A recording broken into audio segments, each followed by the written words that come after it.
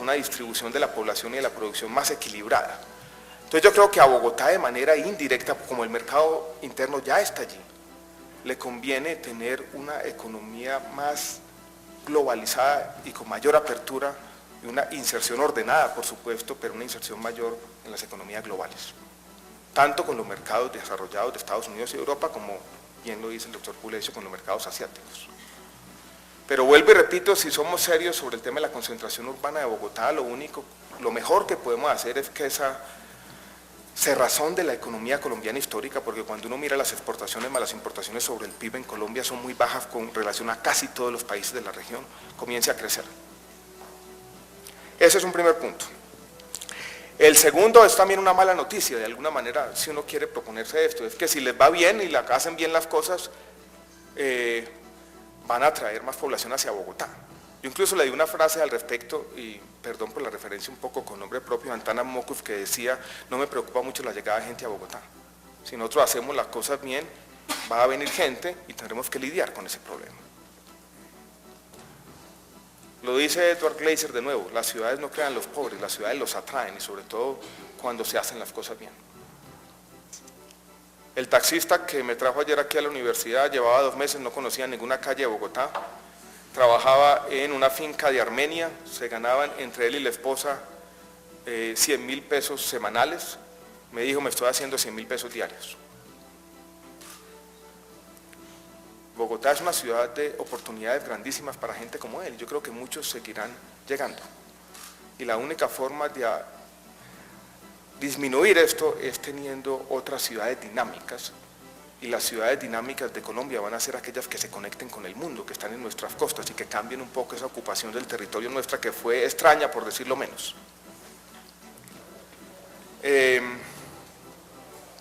Hago algunos comentarios generales sobre primera infancia, educación y salud. Aquí tengo un dato de 170.000 que aparece en el primer documento, pero son 270.000. Y quiero hacer comentarios sobre 2 puntos. Primero, el tema del grado 12, que se plantea como un camino expedito hacia la universidad. O sea, aumentar 1 año de la educación media, termina la básica, y la educación media, que antes era de 2 años, ya se vuelve de 3, y eso garantiza que la gente pueda pasar o saltar a la universidad directamente a 3er o 4er semestre. Dado los niveles de calidad de la educación básica y media en Colombia, dado lo que enfrentamos casi todas las universidades de este país, que es que muchos de nuestros estudiantes, tal vez la Universidad de los Andes en eso es más o menos privilegiada, tienen unos niveles de conocimiento que no son los mejores, y los primeros semestres se convierten básicamente en temas remediales del bachillerato. A mí me parece medio utópico creer que uno puede matar 2 pájaros de un solo tiro, y teniendo un grado 12 que básicamente permita reemplazar los 2 o 3 primeros semestres de la universidad. Entonces yo creo que el grado 12 hay que pensarlo con cuidado, es un tema que costaría mucho dinero y puede hacer bien si es de alguna manera vocacional, pero hay que planear cuáles van a ser los maestros, cómo se va a hacer. Y a mí me parece, dijéramos, más razonable el tema que se plantea de la ampliación de la jornada, donde yo creo que hay un consenso absoluto de que eso tiene que hacerse. El tema de salud, yo creo que hay unos temas razonables de aumento de la cobertura del régimen subsidiado, pero hoy que vamos a tener en Colombia cobertura universal en salud, yo creo que los retos grandes son de calidad. Y hay una enunciación sobre que se van a construir 4 hospitales públicos de 4º nivel. A mí eso me parece interesante, pero yo creo que la justificación de los hospitales no puede ser simplemente una justificación de que necesitamos hospitales de 4º nivel públicos.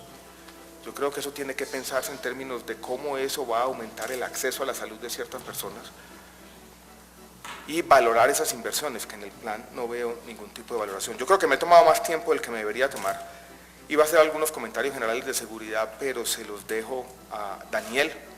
Me parece que en las políticas que plantea generales de seguridad, el documento, vuelvo con esta idea de que el tipo de políticas que se plantean, o incluso la retórica que acompaña el plan de desarrollo, me parece de alguna manera preocupante, porque muchos de, dijéramos, esas disciplinas de las ciencias sociales que se invocan allí, no son muy susceptibles a informar las decisiones de política pública. Pero bueno, dejo ese punto ahí como general. Resumiendo, creo que falta conectar un poco los objetivos generales con los mecanismos de política pública. Falta, yo creo que alguna reflexión más general como estos objetivos que trascienden un poco lo que puede hacer el alcalde, pueden lograrse, lo que yo llamo aquí posibilismo. Y termino con 3 temas que me parece que están ausentes del plan. Yo creo que falta una reflexión un poco más de fondo sobre la competitividad. ¿Qué va a hacer esta ciudad de 7, 8 millones de habitantes, tan lejos del mar, tan cerca de las estrellas? ¿Cuál va a ser la vocación? Uno ve, por ejemplo, que en el sector privado todo el mundo está pensando eso, hay ciudades que tienen que tener una vocación. Falta un tema sobre las amenidades. Lo último que yo leo sobre ciudades, incluso hay un artículo muy interesante que publica el alcalde de Nueva York el día de ayer en el Financial Times, y dice la siguiente idea: las ciudades del mundo y las ciudades exitosas se caracterizan por una sola idea, y es que son capaces de atraer talento de capital humano. Incluso él invierte la ecuación y dice, no es que el capital atraiga el talento, es que cuando las ciudades tienen talento humano, van a atraer el capital y van a ser competitivas y productivas. Es la gente, y la gente talentosa. Y hoy el mundo está globalizado y las ciudades están compitiendo globalmente por el talento. Y para atraer el talento uno necesita ciertas condiciones de amenidades culturales y cosas como esas que yo de alguna manera no vi reflejadas en el plan de desarrollo. Y hay otro tema que tampoco encontré, donde yo creo que el distrito puede hacer un caso que ha sido maltratado históricamente por la nación. Si uno mira, por ejemplo, lo que le transfieren tanto con el Sistema General de Participaciones como ahora con el Sistema General de Regalías por pobre a la ciudad de Bogotá, es mucho menos de lo que llega a otras regiones, y yo creo que un plan de desarrollo sería un buen escenario para plantear esa idea que ya se ha hecho en el pasado. Con eso termino, muchas gracias.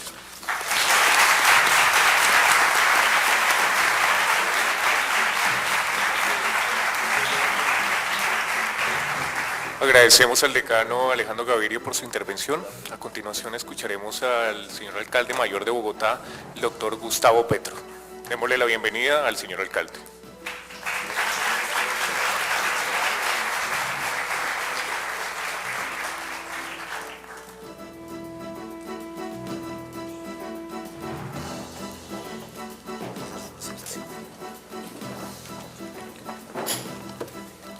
Bueno, quiero obviamente agradecerle a la universidad, a las y los estudiantes, las y los profesores aquí presentes.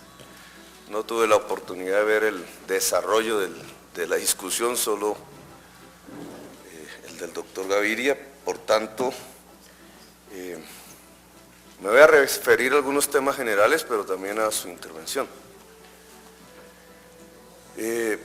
Los 3 grandes retos que se propone el plan, no porque todas las obras se puedan desarrollar en 4 años, ojo, la ciudad tiene ya una larga experiencia que en planes de desarrollo se estipulan unos procesos que traspasan los planes de desarrollo cuatrienales. Por ejemplo, Transmilenio. Transmilenio no existía hace 20 años, ni siquiera el concepto se había desarrollado en la ciudad de Bogotá. El plan de desarrollo y la propuesta que se concretaba allí, traída un poco incluso por el azar del destino, porque ocurrió una crisis económica muy profunda en esa época, el gobierno de Samper, propuso el tema de una forma unimodal de transporte para la ciudad de Bogotá, que es lo que hoy conocemos popularmente como Transmilenio. Transmilenio tiene una serie de fases y ya tiene un desarrollo casi de 14 años, con sus más y sus menos. Pero este es un tema que demuestra que en un plan de desarrollo se pueden constituir ciertos hechos que traspasan completamente los planes de desarrollo hacia el futuro. Y un poco de eso se trata en este momento. Estamos planteando ni más ni menos el cambio de visión de la ciudad. Y no es para hacerlo en 4 años. Va a cubrir décadas. Y ponemos temas concretos. La adaptación de la ciudad al cambio climático. Este no es un tema pensable hace 20 años. A los ambientalistas de hace 20 años le decían mochileros. mamertos les gritaban por ahí, pero no eran mamertos porque no eran ni siquiera de la izquierda.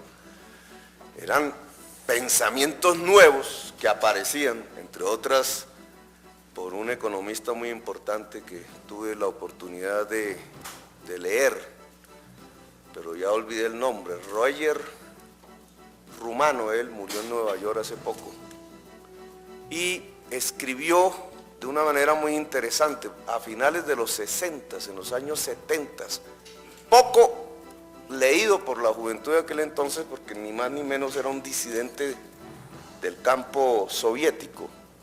Rumano se fue para Estados Unidos, una articulación entre teoría económica, Georgescu, Roger, Georgescu. Hay un libro en el Fondo de Cultura Económica, que es el único libro en español que yo he conocido de él.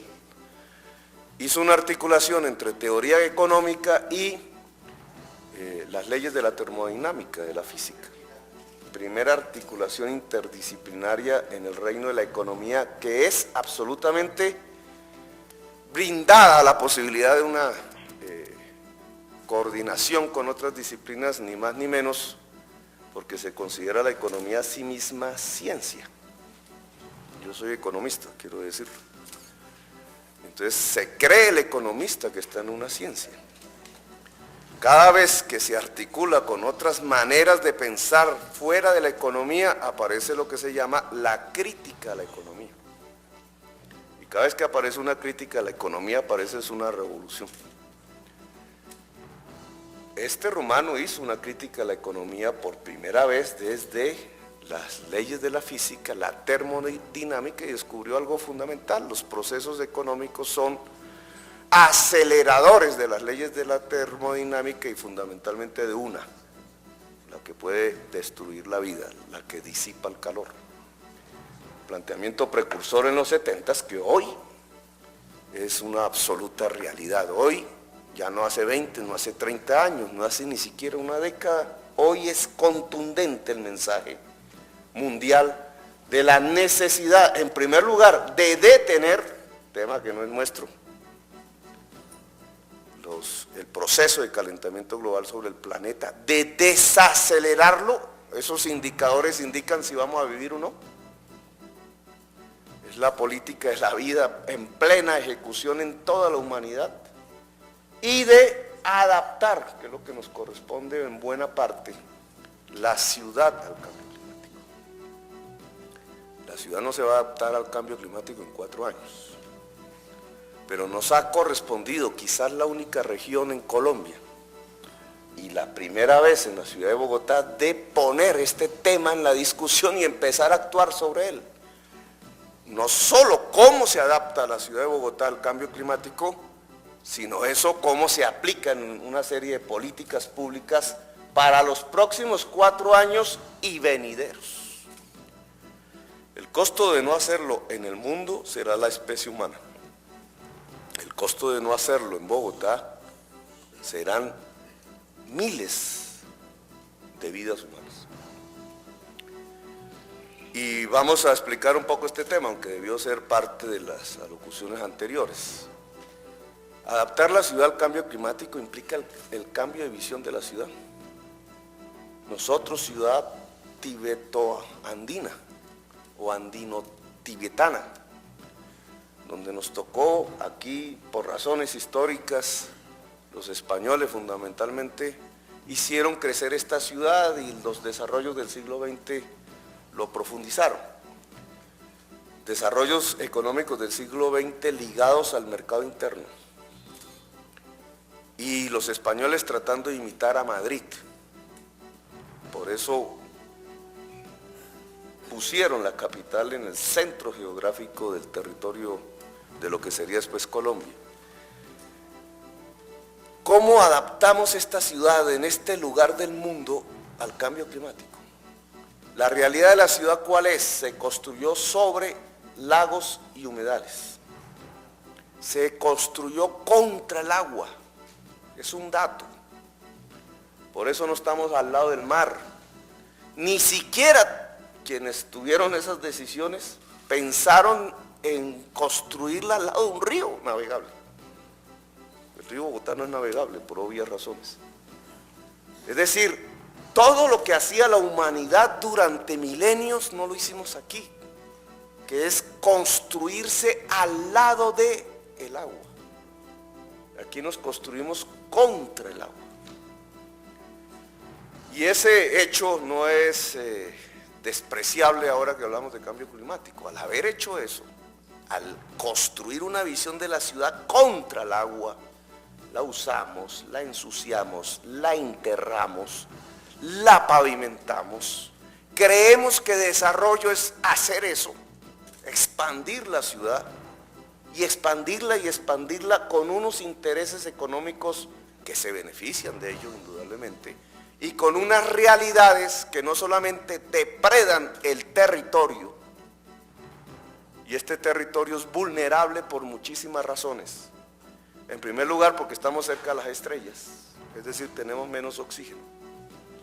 En segundo lugar, porque no tenemos tierra disponible, fértil, estamos rodeados entre montañas. Esto es una taza. En siguiente lugar, somos vulnerables porque al estar en una taza el cambio climático, en épocas de sequía que van a ser peores que las de lluvias, hasta ahora hemos vivido las de lluvias, impide que las nubes pasen por esas montañas y entonces los científicos del cambio climático dicen, es con La Guajira, la segunda región de toda Colombia que podría ser afectada por sequías en términos de escasez del agua. Esas realidades del cambio climático y de nuestra historia, entonces nos ponen una serie de retos, de desafíos. ¿Cómo adaptamos esta ciudad al cambio climático? Primero, no podemos crecer más demográficamente. Y no la ciudad. La ciudad ya tiene un índice de 1.08% de crecimiento demográfico. Es decir, la ciudad desde hace mucho tiempo no es un atractivo para la localización. A diferencia de lo que escuché, doctor Gaviria, no estamos atrayendo gente. La gente, ¿dónde se está poniendo? En la sabana de Bogotá, en Soacha, en Mosquera, algo hacia Chía, pero fundamentalmente en Soacha y en Mosquera. Y desde el punto de vista ambiental es igual de preocupante, porque no está en el límite administrativo de Bogotá, pero capta el mismo agua, está en la misma olla hidrográfica y el efecto entonces es similar. Aunque menos población llega como antaño, muchísimo menos de lo que pensábamos, y menos población nace como antaño, las posibilidades de sostenimiento de la población en el territorio son exiguas. La tesis en el gobierno de Peñalosa de que íbamos a crecer 2 millones de personas más para esta fecha y que en proyección íbamos a hacer una especie de Sao Paulo, ocupando todo el territorio de la sabana de Bogotá, no es sostenible en tiempos del cambio climático. No tenemos ni la tierra, no tenemos el agua, a menos que trasvasemos las cuencas, no tenemos el oxígeno. Y si usamos intensivamente petróleo, menos oxígeno tenemos. Por eso el plan menciona una política poblacional que no es del resorte exclusivo del distrito, con la cual se ha dialogado con el gobierno nacional. Necesitamos unos polos de desarrollo fuera de la sabana, coherentes con la economía de Bogotá. No estoy hablando de Barranquilla, que tiene una opción completamente diferente en el TLC, sino coherente con la economía bogotana, precisamente para sostener la población actual en el territorio, pero que permitan que no crezca esta población más allá de la sostenibilidad. ¿Cuáles son esos puntos? Villavicencio, Puerto Salgar Dorada. ¿Por qué? Porque son los puntos a los cuales son los puertos de Bogotá. Son los puntos a los cuales podemos llegar, por un lado, desde la visión optimista del TLC, a exportar productos. Puerto Salgar Dorada, navegabilidad del río Magdalena, el mar. Desde la visión pesimista del TLC para defender el mercado de Bogotá. La producción bogotana, que es fundamentalmente manufacturera, y ahora hablamos un poco de ese tema, para poderla exportar si nos quitan mercado interno de la ciudad de Bogotá, por Villavicencio, Ría Meta o Ferrocarril, Venezuela, Ecuador. Son los dos puntos coherentes con una estructura económica al estilo de la que desarrollamos en la ciudad de Bogotá. Pero quiero seguir en el tema ambiental. Si construir la ciudad contra el agua va hoy en contra de lo que podemos llamar adaptarse al cambio climático, ¿qué es lo que tenemos que hacer? Dejar de construir la ciudad contra el agua, liberarle espacios al agua, respetar el territorio que nos circunda. Y eso en concreto en términos de una política pública, además de comprar tierra junto a los humedales, de comprar tierra junto a las quebradas, junto al río Bogotá que inunda hoy cada vez más, es decir, recupera su espacio. ¿Qué significa? Que la visión de la ciudad expansionista al estilo del estado de la Florida varía sustancialmente si queremos adaptarla ante el cambio climático. Significa una ciudad que en lugar de crecer a los extremos depredando el territorio, debe crecer hacia arriba, redensificando el territorio actual, que tiene un reto fundamental: cómo construir vivienda de interés prioritario dados sus costos y dados los costos del suelo dentro de la ciudad construida para poder satisfacer la necesidad de este tipo de vivienda en los estratos más pobres de la ciudad, que son no siempre, no al 100% los que por responsabilidad del mercado al cual no pueden acceder, se ponen en las zonas de alto riesgo sobre el agua, sobre el humedal, no exclusivamente. Y hay un reto que traza el plan de desarrollo y que es fundamental. La ciudad tiene 20 años de no construir vivienda de interés prioritario dentro de la ciudad. Delegó en Mosquera y delegó en Soacha esa opción, y el resultado hoy, además de graves problemas sociales que sobrevienen sobre Mosquera y sobre Soacha, porque no tienen presupuesto para subsidiar, ni para atender la salud, ni la educación de poblaciones que le duplican literalmente sus poblaciones originarias. Además, ya no construyen VIP tampoco allí, porque los precios del suelo subieron a tal punto que también allí en Soacha y en Mosquera no es posible tener viviendas al costo máximo que significa la vivienda de interés prioritario. Es decir, la vivienda para los más pobres no se presenta en la ciudad de Bogotá.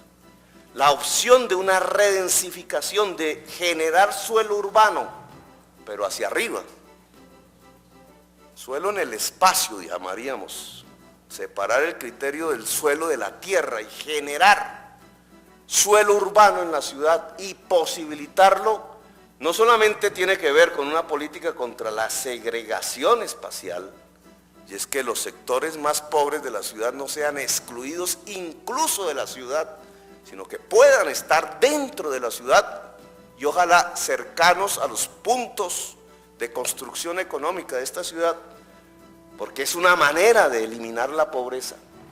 Si el pobre está al lado de las grandes transacciones económicas y no completamente separado de las transacciones económicas, sino que adicionalmente nos permite el respeto al territorio, que es fundamental en una adaptación al cambio climático. Ese solo punto, y no voy a extenderme por razones de tiempo, de cómo se adapta la ciudad al cambio climático, implica ya un cambio completo de la visión y de la concepción de la ciudad que teníamos, de sus maneras de construir, de sus maneras de expandirse, de sus maneras de acoger la población que llega, sea porque se casa al interior de la ciudad o porque llega o porque nace. Una manera diferente incluso de mirar el edificio, la revitalización urbana. Aquí al frente hay un ejemplo. hecho en el gobierno de la izquierda, en el barrio Las Aguas, donde estaba el poeta Jairo Aníbal Niño, que murió cuando se enfermó, no murió ahí mismo, pero empezó su ciclo de debilitamiento definitivo cuando le notificaron la expropiación. Todos los habitantes fueron expropiados por el Estado. Ahí nadie gritó chavista, pero fueron expropiados. ¿A qué precio el metro cuadrado? ¿Y a qué precio se piensa vender ahora el metro cuadrado acá cerca, al frente? Es decir, es un proceso de expulsión provocada por el Estado, no por el mercado, que es diferente. Por el Estado de población pobre del centro de la ciudad para reemplazar la población rica. Eso es lo que no queremos en la Bogotá humana. No vamos a acabar la segregación espacial en 4 años, pero sí tenemos que generar los hitos que permitan involucionar el proceso de segregación de la ciudad.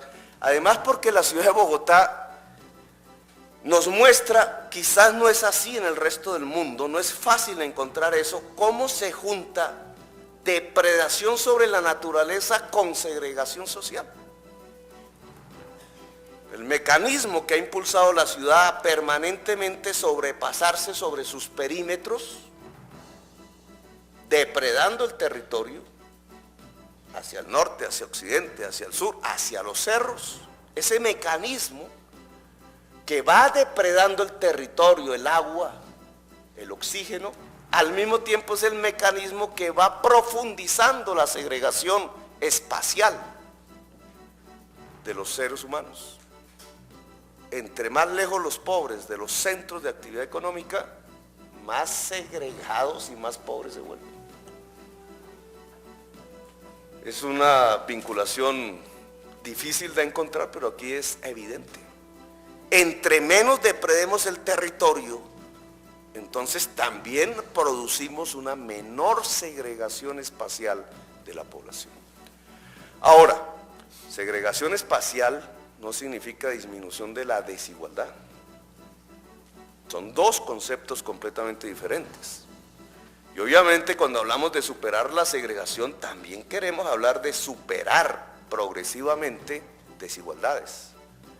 Pero el concepto de segregación social, más que un concepto económico, es el que mide no solamente la separación espacial, sino la separación del ser humano en la ciudad de Bogotá de los derechos constituidos, de la Constitución del 91.